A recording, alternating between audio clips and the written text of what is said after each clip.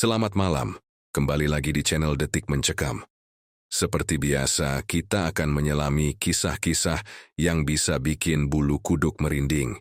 Siapkan nyali, matikan lampu, pasang headphone, dan pastikan kau tidak sendirian. Karena apa yang akan kau dengar mungkin lebih nyata dari yang kau kira.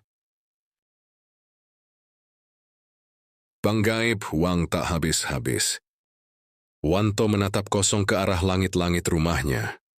Malam itu angin berhembus pelan, membawa udara dingin yang meresap ke dalam kulitnya. Namun, yang lebih menusuk bukanlah udara malam, melainkan kegelisahan di dadanya. Warung kelontong yang ia kelola semakin sepi, utang menumpuk di mana-mana. Anak bungsunya sakit dan ia tidak punya uang untuk membayar pengobatan. Istrinya Sumi mulai sering menangis diam-diam. Ia tahu Sumi kecewa. Harapan mereka seolah mulai memudar. Di tengah keputusasaan itu, Wanto teringat sebuah cerita yang pernah ia dengar dari orang-orang tua di desanya. Tentang sesuatu yang disebut bank gaib.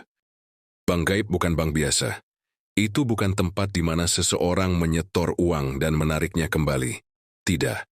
Ini adalah tempat di mana uang bisa datang dengan sendirinya, mengalir tanpa henti, memenuhi dompet siapapun yang berhasil masuk ke dalam perjanjiannya.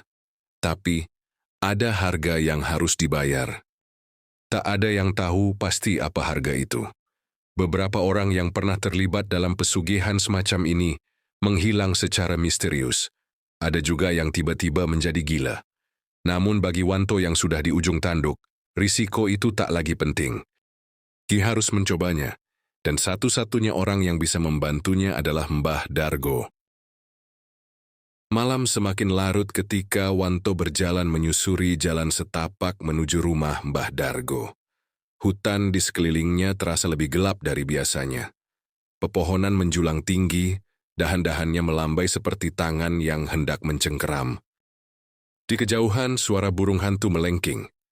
Angin berdesir pelan membawa aroma tanah basah yang bercampur dengan bau anyir yang entah dari mana asalnya.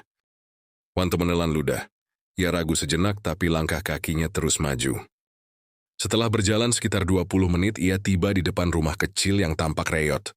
Pintu kayunya berderit pelan saat diketuk. Tak lama kemudian pintu itu terbuka sendiri.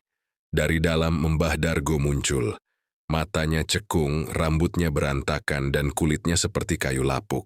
Namun senyumnya tipis dan misterius. "Aku sudah menunggumu," katanya pelan. Wanto merasakan bulu kuduknya berdiri. "Mbah, saya ingin masuk ke bank gaib." Mbah Dargo mengamati Wanto sejenak sebelum mengangguk. "Ikuti aku." Mereka berjalan masuk ke dalam rumah itu. Aroma dupa yang menyengat langsung menyambut Wanto.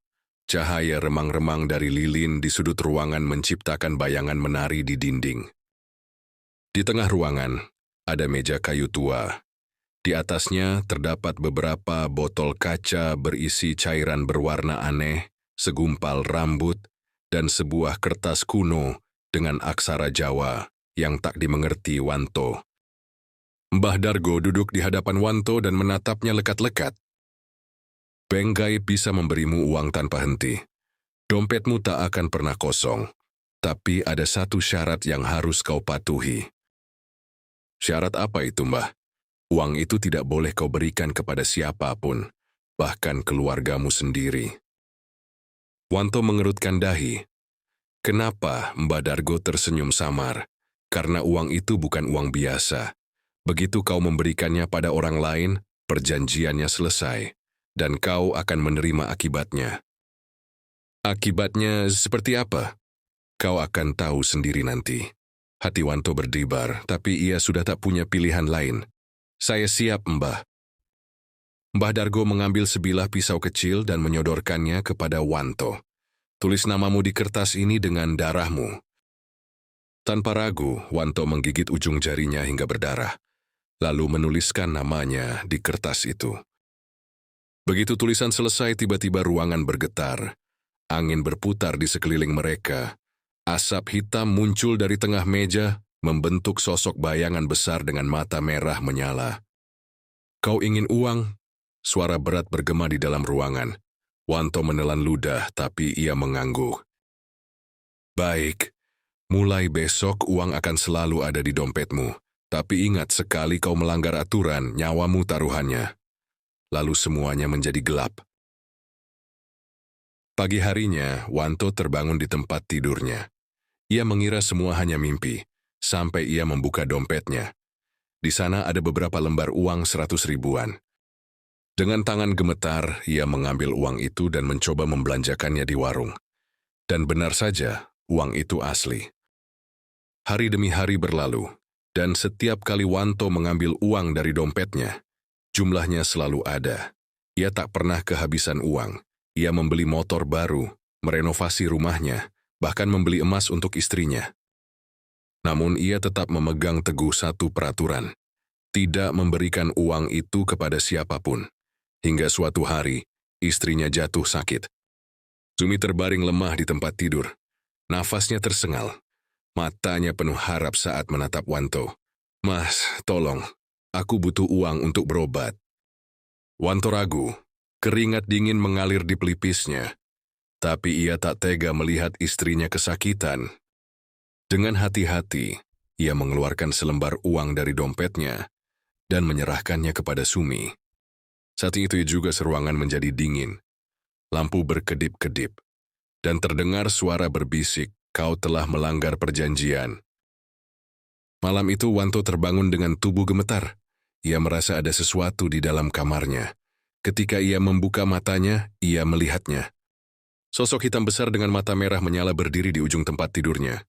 Kau melanggar peraturan, Wanto. Tubuh Wanto terasa berat. Ia mencoba bergerak tapi tidak bisa. Tiba-tiba kulitnya mulai mengering. Tangannya mengecil. Seluruh tubuhnya mengecil. Ia ingin berteriak, tapi suaranya tak keluar. Dalam hitungan detik, tubuhnya berubah menjadi selembar uang kertas. Pagi harinya, Sumi menemukan uang itu di lantai. Tanpa tahu apa yang terjadi, ia mengambilnya dan menggunakannya untuk membeli obat. Tapi begitu uang itu berpindah tangan, lembaran itu berubah menjadi debu hitam dan menghilang. Wanto lenyap selamanya. Namun dompet yang dulu ia gunakan, kini beredar entah di mana mencari pemilik baru yang tamak dan haus akan kekayaan. Sekian cerita kita kali ini, semoga kalian terhibur. Jangan lupa support Selalau channel ini dengan cara like dan subscribe. Sampai jumpa di cerita horor selanjutnya.